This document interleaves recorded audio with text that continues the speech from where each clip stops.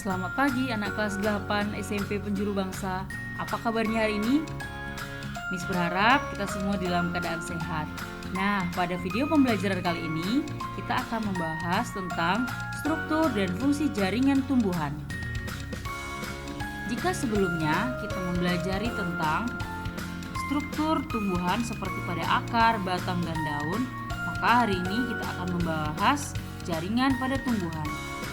Sebelumnya, kita harus tahu apa sih itu jaringan. Jaringan adalah sekumpulan sel yang memiliki struktur yang sama, kemudian membentuk satu kesatuan untuk memberikan fungsi tertentu. Nah, berdasarkan aktivitas pembelahannya, sel penyusun jaringan dibagi menjadi dua, yaitu jaringan meristem atau jaringan yang sel-selnya aktif membelah diri secara mitosis. Nah, hal ini yang menyebabkan tumbuhan mengalami pertambahan tinggi dan volume.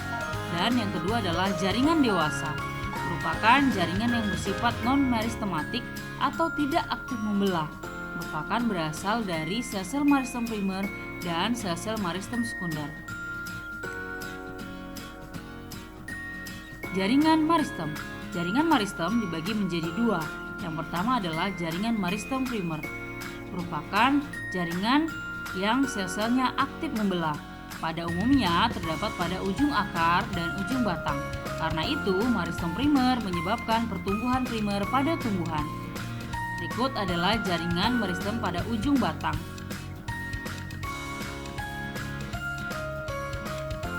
Kedua adalah meristem sekunder.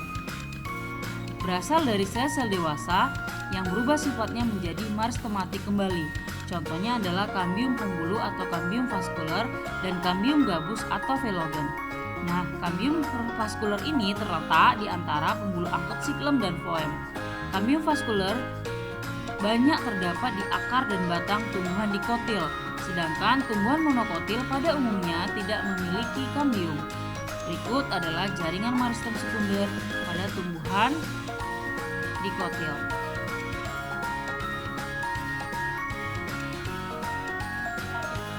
Selanjutnya, jaringan pada tumbuhan adalah jaringan dewasa, merupakan jaringan yang bersifat non-meristematik atau tidak aktif membelah.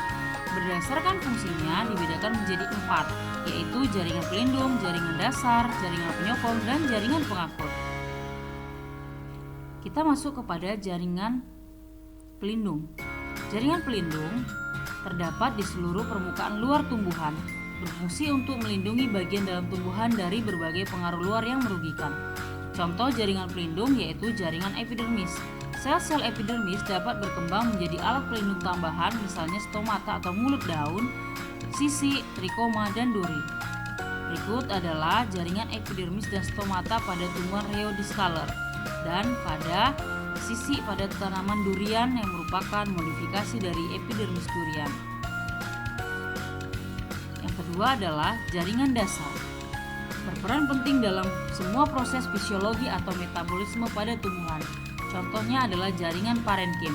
Jaringan parenkim dapat berdiferensiasi menjadi banyak jenis jaringan parenkim lainnya. Parenkim berdiferensiasi menjadi parenkim cadangan makanan, itu berfungsi untuk menyimpan cadangan makanan pada tumbuhan.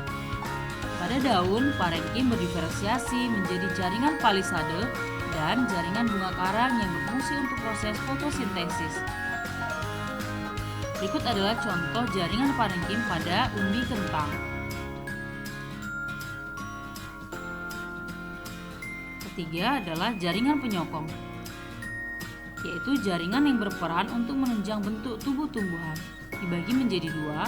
Yang pertama adalah jaringan kolenkim, yaitu jaringan yang berfungsi untuk menyokong bagian tumbuhan yang masih muda.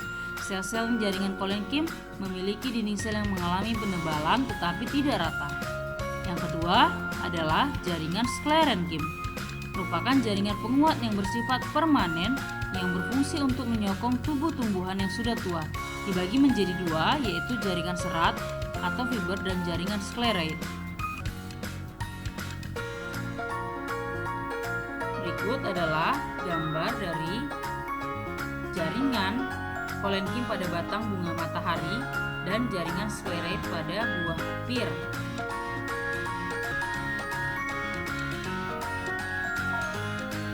ketiga adalah jaringan pengantuk atau vaskular.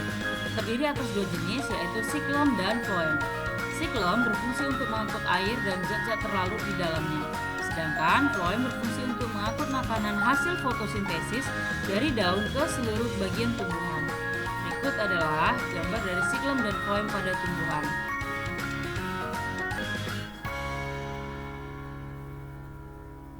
Kita akan memasuki bagian struktur dan fungsi jaringan pada akar. Pada ujung akar terdapat jaringan meristem apikal dan tudung akar. Meristem apikal adalah jaringan yang sel-selnya terus membelah dan membuat akar bertambah panjang. Tudung akar itu berfungsi untuk melindungi sel-sel meristem saat membelah sehingga dapat tanpa mengalami kerusakan dan dapat menambatkan tumbuh-tumbuhan kuat ke dalam tanah. Akar berfungsi untuk menyerap air dan mineral dari dalam tanah. Nah, akar tersusun atas epidermis, korteks, dan silinder pusat. Epidermis adalah jaringan terluar akar, memiliki dinding tipis sehingga air dan mineral mudah masuk ke dalam sel epidermis. Kemudian diteruskan menuju korteks dan silinder pusat. Korteks tersusun atas jaringan parenkim. Dinding selnya tipis, tersusun renggang. Fungsinya adalah sebagai penyimpan cadang makanan bagi tumbuhan. Berikut adalah gambar penampang melintang akar pada tumbuhan dikotil dan pada tumbuhan monokotil. Lapisan paling dalam dari korteks adalah endodermis. Endodermis tersusun atas satu lapis sel yang membatasi korteks dengan silinder pusat. Terdapatnya pita Kaspari. Pita Kaspari berfungsi untuk mengatur jalannya mineral yang diserap oleh akar menuju silinder pusat. Silinder pusat tersusun atas jaringan pengangkut dan jaringan pendukung seperti pericycle dan parenchyma umpulur. Pericycle berfungsi untuk membentuk cabang akar. Jaringan pengangkut terdiri atas siklon dan floem. Berikut adalah gambar lapisan endodermis dan pita Kaspari.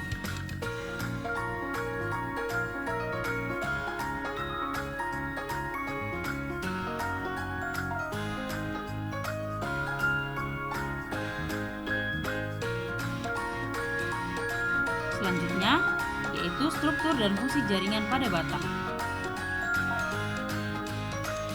Batang terdiri atas jaringan epidermis, korteks, dan jaringan pengangkut. Bagian terluar batang muda tersusun atas epidermis. Pada batang dikotil yang dewasa, epidermis akan rusak dan digantikan oleh periderm atau jaringan gabus. Korteks batang tersusun atas jaringan parenkim. Berkas pengangkut batang merupakan kelanjutan dari berkas pengangkut pada akar. Pada batang dikotil, berkas pengangkutnya tersusun secara teratur dalam lingkaran. Di antara lingkaran tersebut terdapat siklum dan floem. Kemudian di antara siklum dan floem terdapat kambium vaskular yang aktif membelah. Sedangkan pada batang monokotil berkas pengangkutnya itu tersebar. Berikut adalah penampang melintang batang pada batang dikotil dan pada batang monokotil. Selanjutnya adalah struktur dan fungsi jaringan pada daun. Pada permukaan atas dan bawah daun terdapat jaringan epidermis yang berfungsi untuk melindungi jaringan yang ada di dalamnya. Beberapa daun dilapisi oleh lapisan lilin atau kutikula yang berfungsi untuk mengurangi penguapan. Sel epidermis dapat mengalami modifikasi menjadi stomata atau mulut daun, rambut-rambut, dan sisik. Di bawah lapisan epidermis terdapat jaringan berbentuk silinder tersusun padat, banyak mengandung klorofil disebut dengan jaringan tiang atau palisade. Di bawah palisade terdapat jaringan bunga karang atau spons. Tersusun atas sel-sel yang bentuknya tidak teratur, tersusun longgar dan mengandung klorofil. Berikut adalah gambar penampang melintang daun. Di dalam daun juga terdapat jaringan siklon yang membawa air dan mineral dari batang dan jaringan floem yang berfungsi untuk membawa hasil fotosintesis dari daun untuk disalurkan ke seluruh tubuh tumbuhan. Demikian video pembelajaran kita hari ini. Sampai bertemu di dalam video pembelajaran selanjutnya. Salam penjuru bangsa.